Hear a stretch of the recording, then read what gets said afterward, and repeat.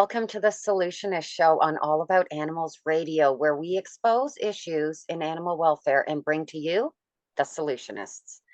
I'm your host, Billy Groom, and today we have as my guest Donny Moss of Their Turn. And you may have heard the episode that we did together on effective animal advocacy, which is also on All About Animals Radio. We talked about the campaign to end abuse and threat to kangaroos by Nike, who were using kangaroo skins for their shoes. And since that episode, they have now agreed to stop doing this. So that's a big win, and Donny was a big part of that. So today on the Solutionist Show, we tend to focus more on direct issues and solutionists for those issues, largely domestic animals, but not exclusively. And today, Donny and I are talking about a rather bizarre situation in a shelter in New York and his creative campaigns to address this situation. So welcome, Donny. So nice to see you again. Thanks for having me back. Yay. So this is kind of a bizarre situation in a sense. Do you want to tell us a little bit what's going on and how Their Turn is involved? Sure. So there's a large and wealthy and prominent animal shelter in Manhattan, in a Tony area of Manhattan, that takes in millions of dollars a year in donations. And in 2021, mid-2021, a whistleblower came forward and alleged that adoptions had come to a virtual standstill at this large shelter, and that the shelter was closed to the public under false pretenses. Adopters weren't allowed into the building. And so I wasn't shocked to hear this, because a couple of months before, I myself had contacted the shelter about adopting a dog, because my previous dog, who I adopted from the shelter, had passed away. And when I contacted them, they kind of gave me the runaround and suggested I look elsewhere. And I thought, that's so strange. I'm a good adopter. I could provide an animal with a good home. I paid my adoption fee. Why would they be sending me elsewhere? And I kind of just forgot about it. And then this whistleblower came forward, and I thought, oh, so this is a real thing. And I decided to investigate the allegations. As a grassroots animal rights organizer in New York City, I decided to investigate these allegations before doing anything publicly. And I had 9 people submit adoption applications, and not one heard back. So that was one very big red flag. Another red flag is that they do hardly any adoption promotion and list just a fraction of the animals online with compared to how many they have in the shelter. So if you've got a large animal shelter that's closed to the public, and they only post a small fraction of the numbers online, then how would people even know that these animals exist? How would anyone even know to submit adoption applications for them? So were there all of these red flags? And I finally called the executive director, who I had met over the years, and something that she said in that call really threw me for a loop, which was that I said, her name is Sandra DeFeo. I said, Sandra, the shelter is closed to the public. Adopters can't get into the building. There's really no way for them to meet the cats, especially, who they can't bring out into the street. Why not just send all of the animals to foster homes, where they could at least live outside of a cage and be with a family, and where people can come and see them? And her response was, the shelter is their foster home, and their cages are like apartments. And my heart sank. And over the ensuing months, when I was starting to make more noise and corral the local animal rights activists to sort of speak out on behalf of all of the animals who were languishing in cages inside, I realized that the executive director of this shelter has always taken this point of view that the animals are fine in their cages and the shelter is home, but there were guardrails in place before 2020, before they closed their doors to the public. And by the way, their doors aren't even open yet, and it's 2023. And those guardrails were that the building was open so people could come in and meet the animals, fill out an application and then come on up to the adoption floor and meet the animals. They had a full-time adoption director who ensured that animals were being sent home and going to the right homes. They had board president who worked at the shelter as a volunteer 4 days a week. And so the executive director had some direct supervision, and you had a more active board of directors. Several of the board members have resigned amid this scandal, and those who remain are elderly and largely just uninvolved. So when all of these guardrails came down, you're left with an executive director who thinks that the cages are apartments. And that's Okay. what we're facing now. Okay. So that's the That background. is, I cannot think of any other word except bizarre. So what I want to do is just backtrack a bit here and break this down, because Yeah. me being, I guess, animal welfare, an entrepreneur, an innovator, and there's so many different organizations, and the first thing that always comes into my mind is why. What is the reason why? What is the benefit to that person? I'm always sort of the, I guess, the devil's advocate, one might say, or what, how does that benefit them? So the one thing that came into my mind is this woman, Sandra, it is Sandra DeFeo, the Sandra executive DeFeo. director. Right. So we have, what would be that benefit? You did go on to explain a little, which kind of makes it sound like she, maybe the benefit is that she is sort of the king of the castle, so to speak, with nobody overseeing her. However, it just seems bizarre. Of course, money is always a big one. Like you mentioned, right off the get-go, they're in an influential area and they do generate a lot of funds. In my mind, I would think that by taking these steps, they're going to decrease their funding, simply because adopters tend to continue to fund or promote and all, hey, we adopted from there, and then they might become volunteers, or they might become fosters, or they might, and then this, it just generates itself. So it's commonly a good thing. Secondly, it like you said, when the animals are out in the public, it generates funds and generates everything like that.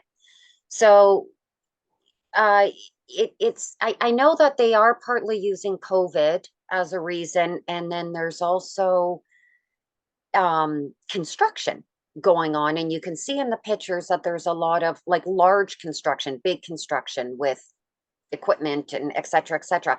They seem to be using these as excuses to, as barriers to having people come in, but I'm still not really seeing why Why? they would do this. What's the benefit? This is where the block is for me. Do you Yeah. have some thoughts on that?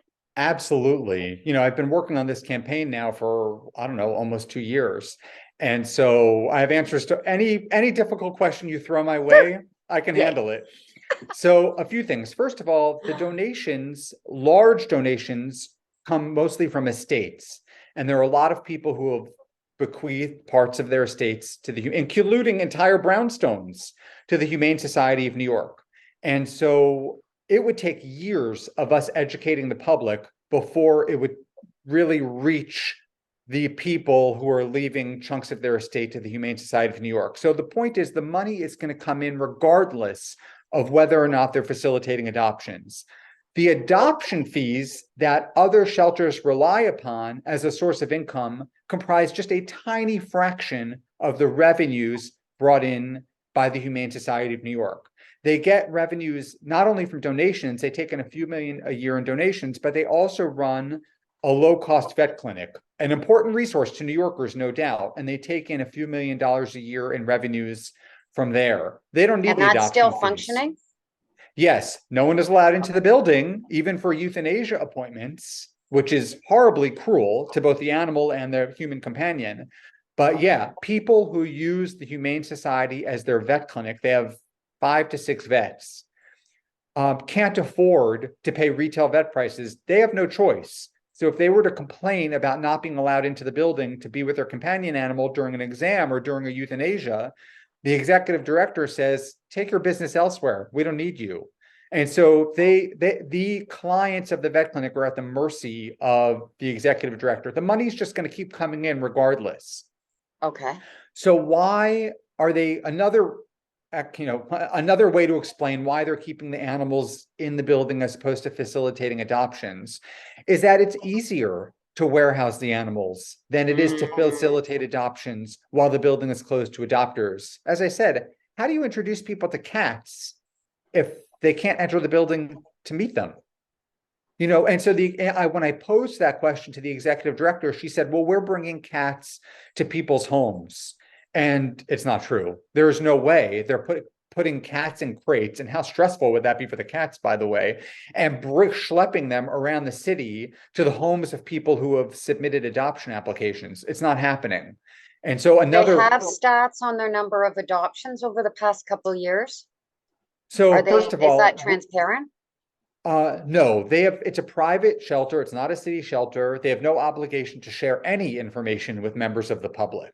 In Hmm. fact, one of the people who is a regular donor and who is planning to leave $2 million in her will to the Humane Society, when she heard about what was going on, she herself sent letters to all of the board members whose addresses she could find, emails and snail mail, and not one even replied to her. And so they're very secretive. They're not required to be transparent at all. I'm not saying they're doing no adoptions. From April to October in 2008, during that 7-month period, they claim to have facilitated 33 adoptions, which amounts to one a week.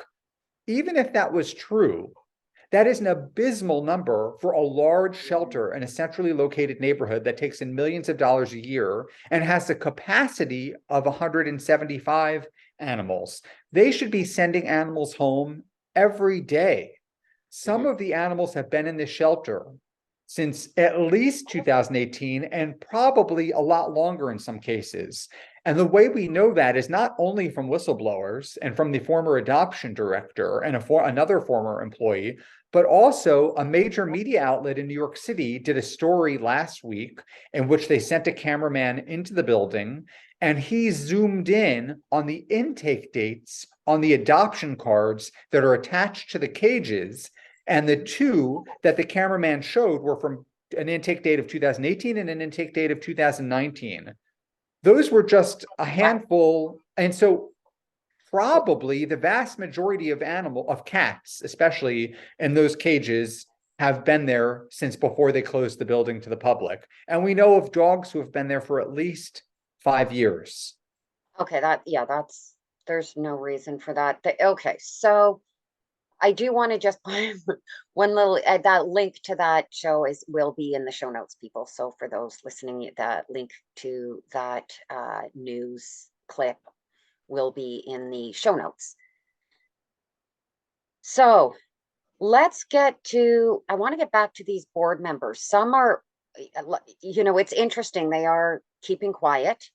That's probably in their better interest to keep quiet and they don't want to rock the boat. Some are being whistleblowers, which is great and helpful. I just want to clarify, not board members aren't whistleblowers, employees who have detailed information that they've provided us. So that's how we know. Thank you. Okay. So when you say that's where I wanted to go to. When you say employees, I just want to get this clear where it is a private shelter. It's not government run, but when you say employees, they do have paid employees. And additionally, they have volunteers and then separately board members. Is this correct? Correct, sort of. They did have a robust volunteer program when the building was open to the public. And they disbanded that. They dismantled that. Okay. But they claim when people call and offer to volunteer and they can actually get through to a live person, which is not easy to do, the executive director or whoever answers the phone will say, we have a full complement of volunteers. Try again next year. But they don't have a full complement of volunteers. We don't think that they have any. And in all of the times we've been protesting and even just sort of doing reconnaissance, we've never seen a volunteer walking a dog. We have seen a couple of employees walking dogs, but never a volunteer. So they have a staff, right? They have vet techs and veterinarians who work in the vet clinic and an administrator or two. And this is a 5-story building, or maybe even 6 stories, and almost like a brownstone. Yeah. So the ground floor is the lobby and the vet clinic. Then on the upper floors, you've got shelter cages and the administration for the whole operation. And you've got people who work in the shelter cleaning cages, presumably walking dogs, cleaning the kennels, that kind of thing. Do they have a Taking private outdoor area exclusively to their Good building or to question. their, So the rooftop there is an enclosure on the rooftop where I'm okay. hoping they do bring the dogs out because I mean the building closes, right? The end of business day is like 4 or 5 p.m. depending on the day of the week. Mhm. And it doesn't reopen until I think about 8 a.m. That is a lot of hours for dogs to be kept in cages without being walked, right? Mhm. Isn't that 16 hours? Uh, yeah, that's like 16 And you can hours. also consider that the number of dogs in there. Do you know the number of dogs in there? They're claiming to now have just 13 dogs, but we take everything they say with a grain of salt because we've encountered so many lies over the past couple of Yeah, years. tough to know. And again, back to the fact that they're not obligated to provide any of that information. Correct. So, Even so if the yes, they health, would be alone a long time in those, because we can assume that the very last dog is not necessarily the very first dog walked. So then the walking, and if the staff members, can they walk multiple? Maybe they take them to the roof and let them all run around at the same time. We don't really know. we don't. Um, We don't know what's but happening more there so the now. point, even if those dogs on a minute by minute basis are getting attention and being exposed, let out to that rooftop outdoor area, it really gets back to the inability to the prevention of adoption, which still the only reason I'm seeing is that it's a pain in the ass to have people come in and to go through adoption forms and to adopt out a dog or to foster a dog or a cat, because we all know that there might be a return or there might be, a foster is having challenging that is across the board with every rescue, whether they're independent or government. But you know what? Suck it up. That's what it is part of that's what people expect, that these dogs are getting exposure, that the success is proven of adoption days, adoption events, these type of things, which are not being held at all, No, and these dogs are not being exposed. And that's even if we say that on a minute by minute these dogs are getting cared for, they're still living in a cage. These are not, what did Sandra call them? What does she use? apartments. Apartments. They're not apartments. They're Right, they're cages. They're cages. living in cages. Yes, it's essentially death row for the innocent there, because there's not really much else that's going to happen to them. So I went to the website and they do have forms that you're to fill out, specifically, and they seem to be good as far as, all your information and all about you and what pet you're interested in, et cetera, et cetera. So you know that when these forms get filled out and sent in, there's no response. Is that correct? Correct. Right. So they encourage anybody who calls, including me, when I call, they say, fill out an application. We will process your application. We will check your references. And if there's a match, we'll get back to you. And so what I had people do is fill out applications in which they said, I'm interested in adopting a cat between 4 and 12, really to make it as easy as possible for the shelter to say, okay, there's somebody here who fits your Mhm.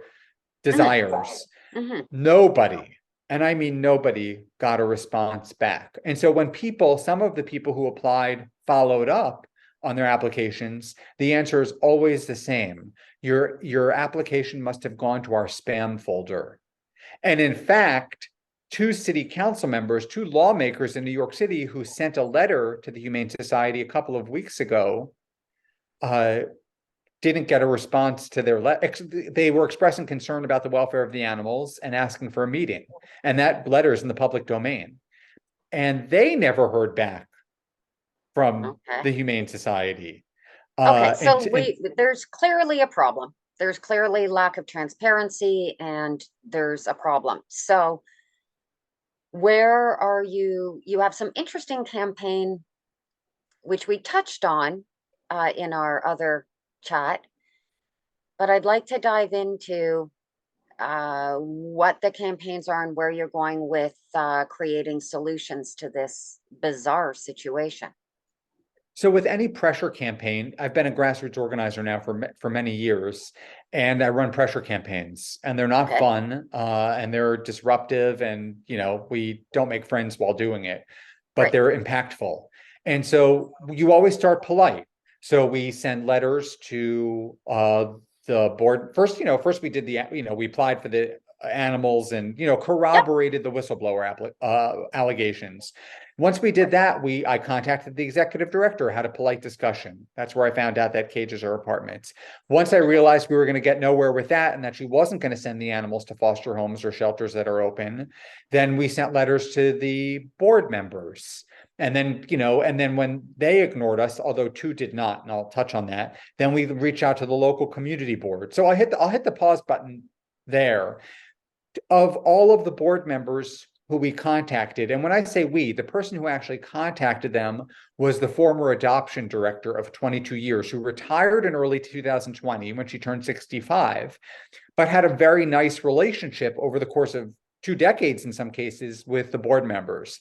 Two of them were courteous enough to respond to her and engage her in a discussion on the phone. Both said that to allay her concerns and all of our concerns about adoptions and that the adoptions had come to a standstill, they said that they were going to contact the executive director and ask for proof that adoptions were taking place.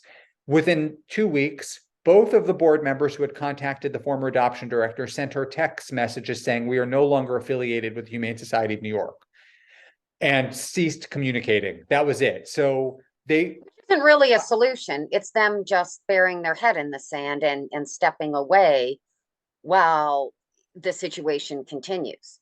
Correct. Their decision to resign did absolutely nothing to help the animals who they left behind. And one of Exactly. the board members who lives in Manhattan, just 2 blocks away from the Humane Society, we continued protesting at her apartment, which we had already started doing, by the way, but we continued protesting at her apartment because of that, because her decision to resign did nothing to help the animals. And we wanted her to issue a public statement saying that she's resigned from the board and here's why, because animals come, adoptions had come to a standstill and so on. We eventually stopped protesting at her apartment and moved directly in front of the Humane Society itself, which we were skittish about doing because we didn't want to be disruptive to the animals who were waiting outside for their appointments. But we found a workaround, and so that's where we've been protesting. So we went to the board members, got very little traction there, and then we went to this first board member's house for protesting. We were there for a couple of months. A local media outlet in the neighborhood did 7 stories and videos about the campaign. And we started to meet people. So this board member happened to live 2 blocks away, as I mentioned, from the Humane Society of New York. And people started to come up to us and say, you know what? I submitted an application during COVID Mm. because we were working from home and whatnot. And I wanted, and I never heard back. And we started to hear that more and more. And they were just confirming what we already knew, which is that they are telling people to submit adoption applications and then ignoring them. Then we moved our protests to the Humane Society itself. And this is all part of an escalation and a pressure campaign. And we've been protesting now for many, many, many months. We've probably done 15 protests at the Humane Society itself, which is, as I said earlier, in a bustling residential neighborhood. And so we have spoken to, at this point, countless people who have stopped, some on camera, to say that they tried to adopt, they never heard back, they followed up, they really wanted to rescue an animal from their local shelter. They finally reached someone, they were turned away, they wouldn't let them in the building. Just one story after another. What nobody did was come up to us and say, "I adopted from the shelter in the past 3 years." Not one person. And people spoke Interesting, to, isn't it? And that's what I was going to ask you. Is yes, you're definitely gathering momentum. It's phenomenal how that just inherently happens from a grassroots because it just builds and builds, which is phenomenal. I was going to ask where your pushback is coming from. Now, someone coming up and saying, hey, actually, I did adopt, wouldn't necessarily be a pushback. It would be interesting information to have And we're and to not find claiming that out they why haven't. them and not them. And, it just allows, but it never happened. Are you getting pushback? I mean, I'm envisioning this Sandra woman who is sort of like this person behind the curtain or something. I don't know. Like she must come and go.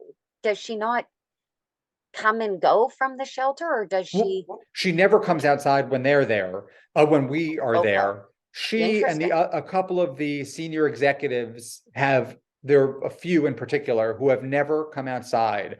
Most of the veterinarians will, because we protest at the end of the day when sort of the Okay, animals are gone or leaving, so as not to disrupt the animals. So when the veterinarians come outside, we say, stop being complicit. You know what's going on in the upper floors of this building. You know the building has been closed now for 3 years.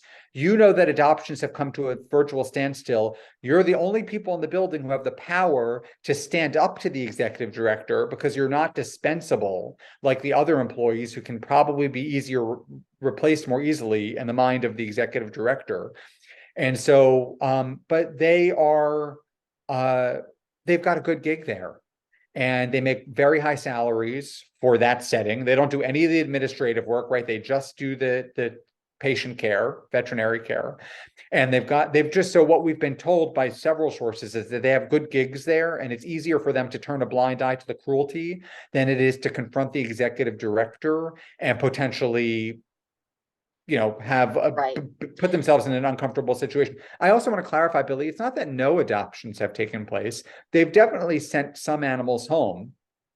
They have celebrities who they have close ties to. They're very close to the Broadway community because their animal trainer has a private company that leases animals to Broadway shows, commercials, and movies. And Mm, so Broadway loves this shelter because they get their animals. And right, Sandy, the dog, and Annie. There was a lamb okay. in one of Bernadette Peters' productions of Gypsy. They get the animal trainer from the Humane Society gets these animals either from the Humane Society, another shelter, or buys them from a breeder or a storefront slaughterhouse if they need a lamb, and brings them to the production and then takes them away. So they have tons of support in the Broadway community, which has been a challenge for us because they, like the vets, don't want to acknowledge that there's a problem here. Because as soon as you acknowledge that there's a problem, and this probably goes for the board members too, as soon as they acknowledge that this is a real problem, then they have to do something to address it. And who wants Mhm. to be bothered with that? Exactly. Yeah, this is a problem that is just so prevalent in animal welfare on so many different levels, where it's just a matter of people, they don't want to rock the boat and they don't want to compromise or jeopardize their own beneficial sitting pretty situation that they're in. Now, And they don't yesterday, care. They don't care. they don't care, and if they do care, they find a way to justify or sleep at night, which Right. is just so not like the UNIs of the world. Correct. Yesterday, I was speaking with a lawyer who works with veterinarians. A lot of the issue, it lies in insurance too. So there, it is a very controlled profession. There's a lot of rules and regulations and insurance and these type of things. It would be interesting to talk to see, to really have a sit down with one of those veterinarians and ask really what is going on there. Now, maybe just again to be the devil's advocate, maybe it's well, the dogs are healthy, the cats are healthy, the dogs are being walked, the cats are being patted and cared for. From a physical health situation, they're not seeing a reason. And as far as adoptions, that's not really, it's so easy to say that's not in my wheelhouse or not in my job description or not what I do. That's Sandra's thing or whatever. It's so easy to say it's somebody else's issue because vets, but I agree with you where vets have a lot of pull and they do have a responsibility because people do look to them to not only ensure the physical health of pets, but also the mental and emotional, again, whether the vets can tell them how to run their business. Possibly not, but if they were to step up and say this is unhealthy emotionally and mentally for these animals to be in here for this length of time, that could have an impact. Yeah, it's super stressful for an animal to be held in a cage for extended periods of time. And we Yeah, know, again, of animals who have been there for at least 5 years. So yeah, even if they're physically healthy, even if their numbers are okay, that doesn't mean that they're healthy. Mentally, they're probably a wreck. And the more mhm. time they spend in cages, though, I think the harder a time they are going home, because they're so and the more work that the adopter has to do to get them mentally healthy again. Possibly. As a Go behaviorist, it depends. There's a lot of factors and variables on that. But it's certainly in the public and that the common eye would be, wow, those dogs have been in there so long. I'm going to go to a place where I'm going to go adopt from where the dogs are in a foster home and the dogs maybe been in the foster home that kind of healthy month or 2 month, 3 month period. And yeah, I mean, it certainly would be a deterrent to the average person, whether it's, it from a behavioral point of view, it depends on the individual dog, but there's absolutely some dogs in there, undoubtedly, that are just shutting down. I mean, we've heard stories from people who have contacted me through my website that, they've seen now the news, it's been on the news now a couple of times and it's all over social media and TikTok. And so people are contacting me and sharing their stories about adopting animals who had been caged there for years on end and how they never were able to uh, restore their mental health. Really sad stories. One woman said that I mean, it can't be done. It means they couldn't do it, but yes, they couldn't do it. it can be done, but yes, that's a and whole other topic, but we're yeah, not, we're not all animal trainers. Some of us just want to yeah, adopt a dog, there you rescue a go. dog, and Yeah, um, and one woman yeah, in particular said that this is before they closed their doors to the public, long right. before, Yeah. saw a cat online, applied for the cat. There was an adoption director at the time, so adoption director made the whole process happen. And then when it came time for the new human companion to pick up the dog, the executive director of the shelter said, actually, you can't have, I'm sorry, it was a cat. You can't have this cat for another month and a half because this cat is going to be used in some show. And Oh and no. so I was the adopter said, I will bring the cat back for this event, but please let me take her now. And the executive director refused and kept this cat in a cage for another 6 weeks before allowing this cat to go home. I was going to ask about that actually when you were talking about using it's almost like I wonder it would be interesting to get the stats on how many of those animals are used for these shows and events and Broadway and this type of thing, because it seems as though that would be one reason that would stick out in my mind as to why they're not adopting out, because they want to have some sort of resource pool when Broadway comes knocking on their door. Um, Well, but Billy, that could be the resource pool. It could be the next animals who come in. yeah, Even if they were yeah, facilitating adoptions yes, all the time, as yeah, they should, emptying those cages and bringing in new animals from the city yeah, shelter or new surrenders. Even if they were doing that, there would still be a pool of animals from yeah, whom to choose. One thing that we haven't touched on, and this is really exactly. sinister, and I've heard this from now several sources, is that because they run a vet clinic, and offer discounted vet care. There's a breeder, a backyard breeder in Brooklyn, who gets free vet care from the Humane Society for her breeder dogs, and in exchange gives the Humane Society these boutique dogs, who the Humane Society then passes off as rescues and charges a premium for. So at any given time, I've been told, and I don't know if this is, for a fact, but I've been told by a couple of sources that at any given time, at least 50% of the dogs in the shelter are from a breeder. And then you've got celebrities who then get these breeder dogs who they think they're rescuing, um, who have been surrendered, and they're like, and so I remember Kelly Ripa. Do you know Kelly Ripa? Yeah, yes, Kelly Ripa has that morning talk yes, show, and she was on TV with Bernadette Peters. Bernadette Peters was a guest on her show, and Yeah. Kelly Ripa held up her dog, who she got at the Humane Society, this adorable little breeder dog, and said to Bernadette Peters during a segment about animal adoption, Kelly Ripa said, "Who would give up this dog?" And Bernadette Peters said, "I know. Who would give up that dog?" And the answer is nobody gave up that Nobody. dog. That dog Yeah. came directly from a breeder. And all of these celebrities know it because we've contacted them 10 different ways, and none of them want to acknowledge it because Kelly Ripa is happy with her little breeder dog. Bernadette Peters is happy getting dogs and other animals from this guy who works at the Humane Society for their shows. And so they're all just complicit. And so it's up to Yes. animal rights activists who don't have an ulterior motive, who are just interested in the welfare of the animals, to fight this fight. And it's an uphill battle because of all of these people who they have in their pocket. Yes, it is an uphill battle, but it's a good one, and it sounds like you're continuing to climb it.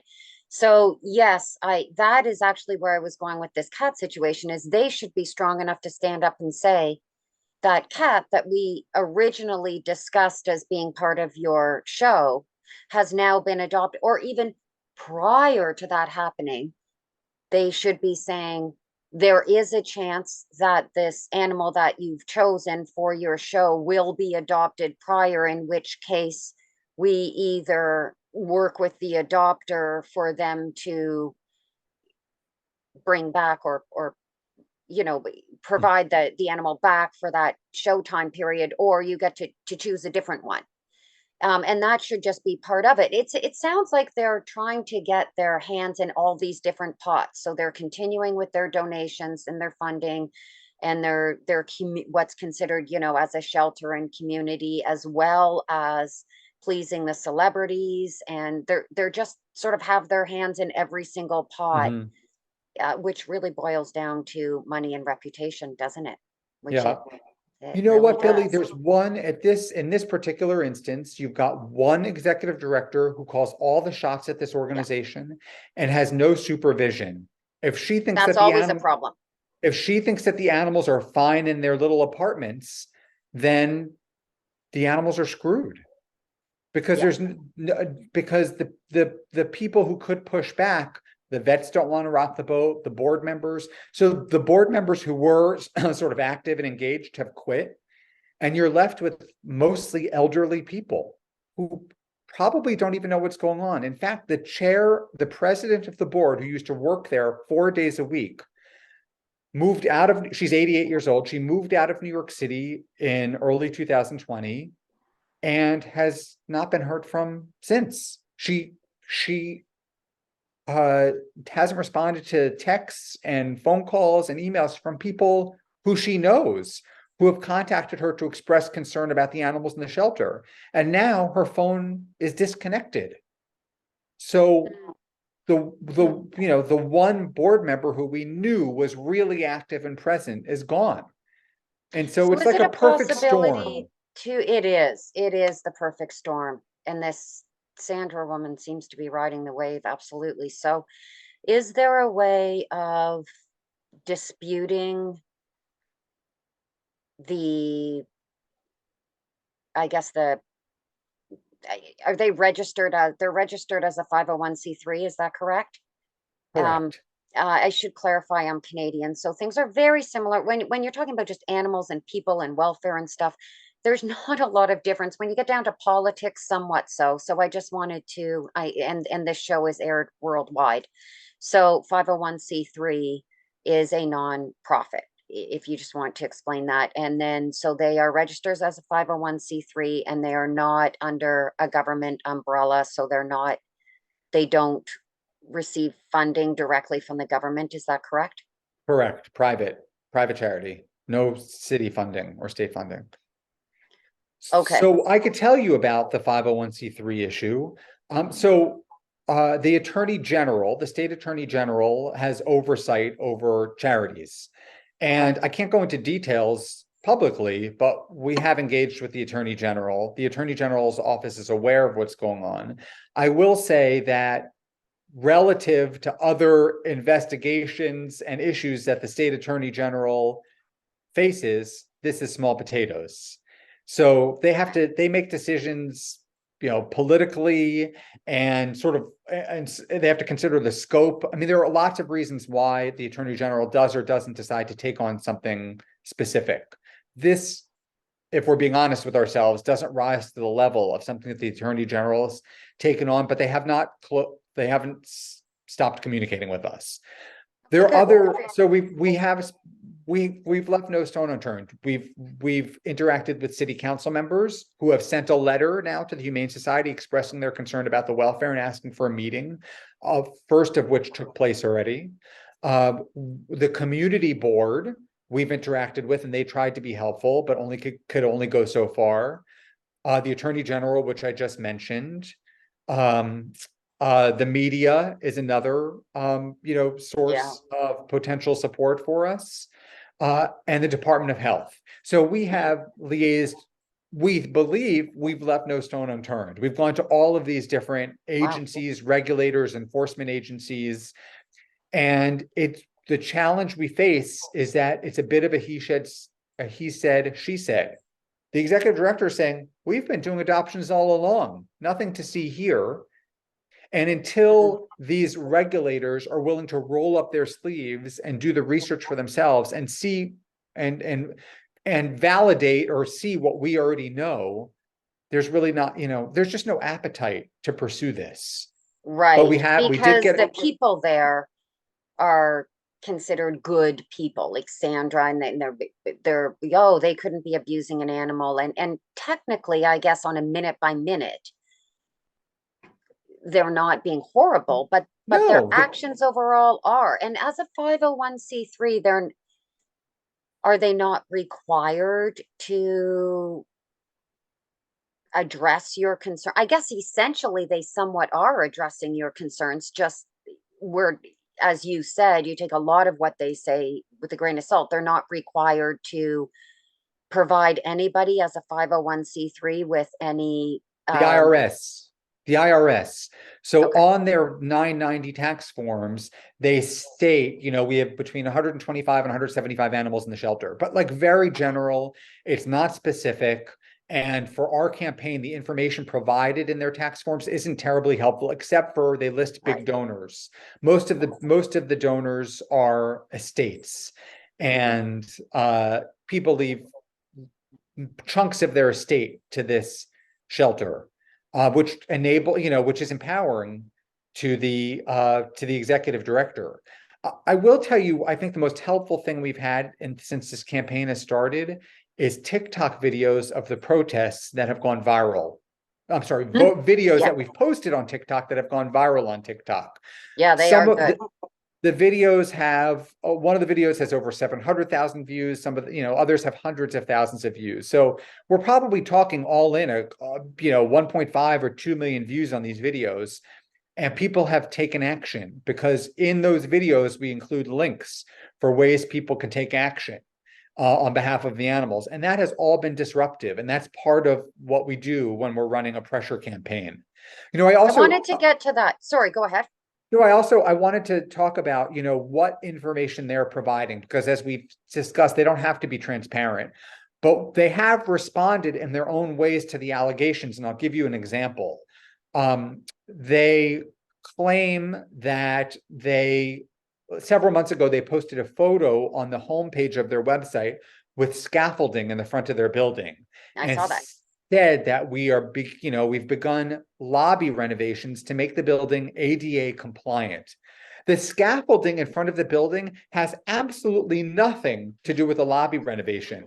That scaffolding was put up to fix loose bricks in the facade, which is something that all buildings in New York City have to do. Totally unrelated to the lobby. There is no scaffolding needed at all for the lobby, but how many people who visit the homepage would say, wait a minute, that scaffolding has nothing to do with the lobby renovation that would enable you to reopen because you've made the lobby ADA compliant? Who's going to be?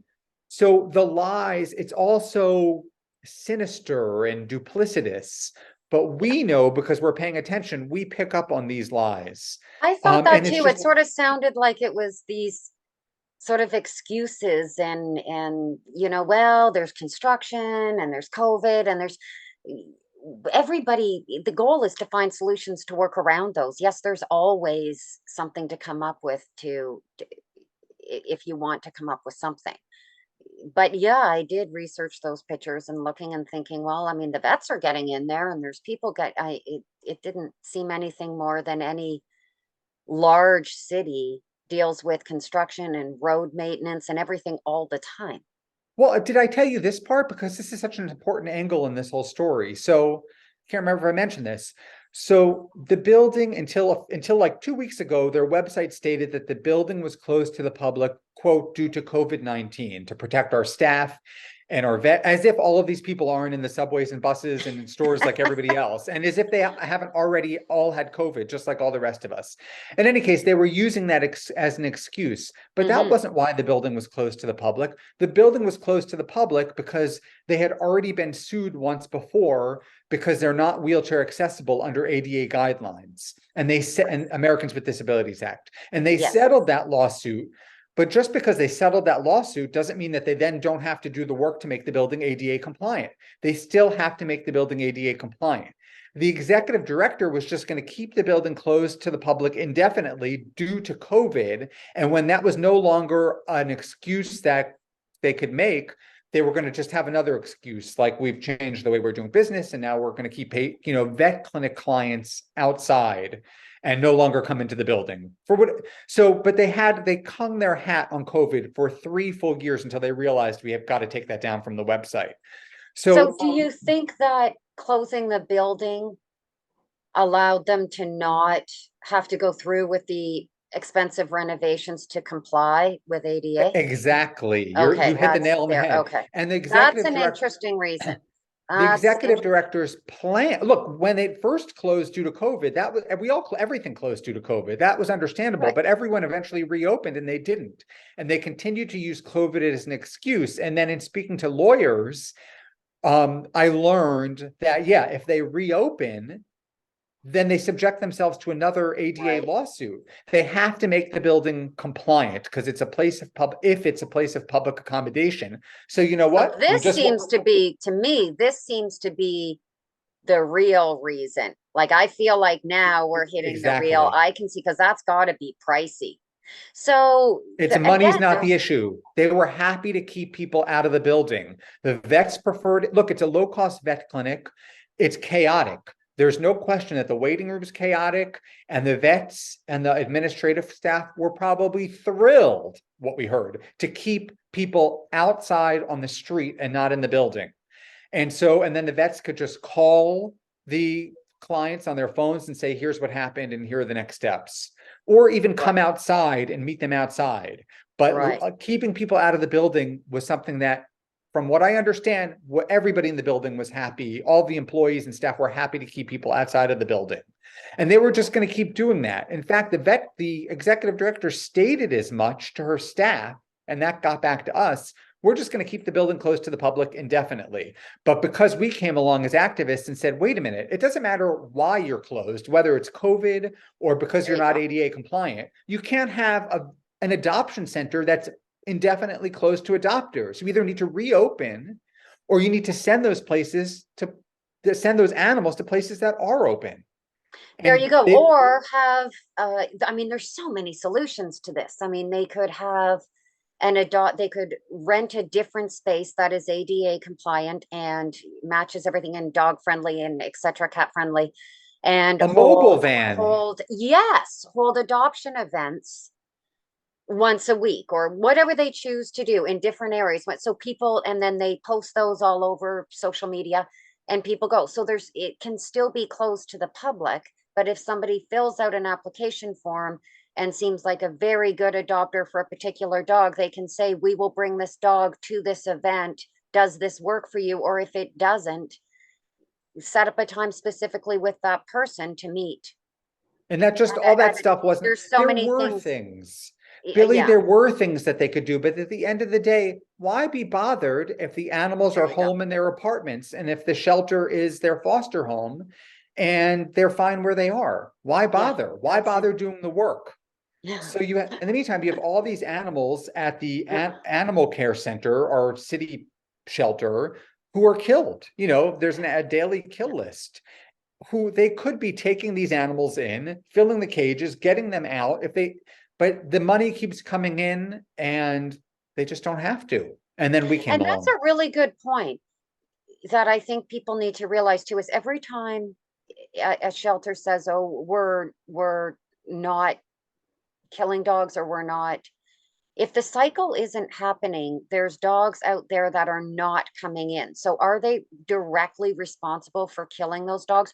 No, but they are not part of the solution that they're positioning themselves as and promoting themselves as, if dogs are not coming in and going out, or even proactively preventing surrender and intake by providing other solutions, or finding another place for the dog to go, or finding solutions for that dog to stay in the home or the cat to stay in the home. If they're not actively providing these solutions and they're just stagnant, they are essentially killing animals every day, even if they're not Absolutely. the hands doing it. They take so much pride in being a no-kill shelter. In the meantime, anytime I've ever saw an animal online that needs a shelter, needs a place to be surrendered, and I've called them and said, listen, I see this animal online, I'm happy to go get this animal in the Bronx and bring that animal to the shelter. The answer has always been no. So that Because animal they don't, yeah. even if they have cage, so that animal invariably ends up at the city pound where he or she may or may not be killed. So yeah, I know what you're saying, Exactly. that they're not directly killing them, but in effect they are. They Mhm. can't call themselves a no-kill shelter, regardless of how you feel about the whole no-kill, and that's a whole other issue. But Yeah. they can't call themselves a no-kill shelter if they're turning away all of these dogs and cats who they have the capacity to take in. And if they're not turning over the cages, and Hmm. if adopt, to Hmm. create more space for new animals. Absolutely. Absolutely. So you have definitely provided us with a mound of information. It is so mind-boggling, well, refreshing to hear what your organization is doing, their turn, and the amount of time and effort to make all these contacts, social media, campaigns, direct hands-on, research, get people to be involved. There's a lot going on there. You're doing a ton, and it's making an impact. It is, especially the one thing I really hear is when media starts going there, you're making an impact. Yeah. So where are Yeah. you going from here with it? And maybe give definitely people go to TikTok, Yeah, at their correct? turn. That's my handle. At their turn on TikTok, Twitter, Facebook, Instagram. Great. THEIRTURN, as it's in their turn for finally, it's their turn, the animal's turn.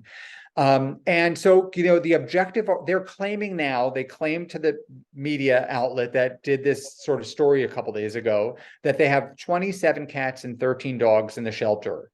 And our objective is to get them to send the remaining animals to foster homes where they won't have to live in a cage, where they can be seen by adopters, and where they won't have to live through a loud and messy renovation.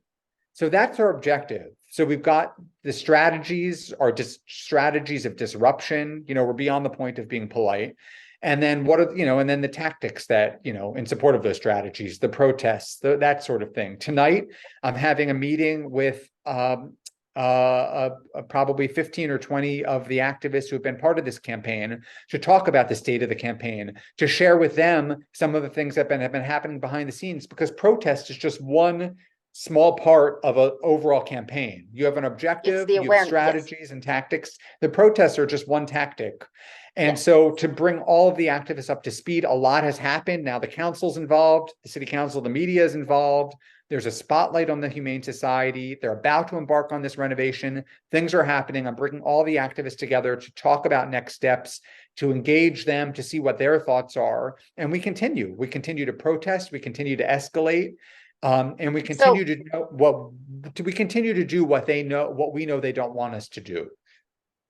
perfect. Okay, so now we've opened, well, now we're just, this is my wheelhouse when you're talking about fosters, getting dogs into foster, getting dogs into homes, and cats as well, of course. Um, so now you've opened up a whole. I do want to ask you, when you say to them, we got to get these dogs out of there and into foster homes, that's for the it solves a numerous problems. One of them being the emotional state of the dogs and cats is a lot healthier in a home, and also uh, people are more likely to adopt, and it gets them out there and in the public, etc. And then we get an adoption happening. So that's all good. These foster homes, which really truthfully is we're not asking a lot here. There's rescues organizations, independent rescue organizations that I've worked with, dozens and dozens that have literally hundreds of fosters under their umbrella. I mean, this isn't so. Let's break this down. Are you reaching out to other organizations saying, can you take these dogs? Or from what it sounds like, there's no fosters currently affiliated with They have an this. anti-foster policy. They They told a don't. couple So days. what fosters are you trying to generate new fosters specifically for these dogs, or are you reaching out to other rescues asking them to foster these dogs? And if so, will Humane Society give those dogs over and cats over? So the Humane Society has made it clear, as recently as last week, that they have a strict no foster policy. Because, and they've said to me on the phone, why would we send them to a foster home? This is their foster home. So this is what we're up Yeah, against. that's what, So all yeah, of the other big shelters in New York are aware of this and could probably absorb, if each of them took a few, could yeah, probably absorb. And those shelters are open and people can, make an appointment and come in and meet the animals. But there's no will at the Humane Society to do that. And that's where we as animal rights activists have to escalate. We have to make it in their best interests to do the right thing by these animals. But yeah, look, we're talking about, well, what they're saying, and keep in mind we have to take everything with a grain of salt, that they have 40 animals now, 27 cats and 13 dogs. Well, they could post on their social media platforms, these are the animals who we would like to place in foster homes. yeah, they absolutely And could. That would they be, have yeah, all of these celebrities who yeah, collaborate with them from the yeah, Broadway community. They could make this happen. They're choosing not to, because why yeah. should they? The animals are fine right where they are. Yeah, they have so much ability with those connections and the finances, and exactly what you said. As soon as you get a few celebrities posting something or hopping on board, magic happens. It can just, yes, it's work. Absolutely, it's work, it's effort. Everything's not going to go smoothly as planned, but that's what it's all It's about, better than the right? alternative, which is just leaving Yes, them where they are. exactly. Beautiful. Okay, this has been just a mound of information, and I know the listeners are really appreciative of everything that you're doing, and they will become involved as they can do with it, whether it's social media or just keeping and following and being part of what you're doing. And thank you so much, Donnie. That was awesome. Thank you for the platform. I so appreciate it. Take care. We'll talk again soon. Great. Bye bye.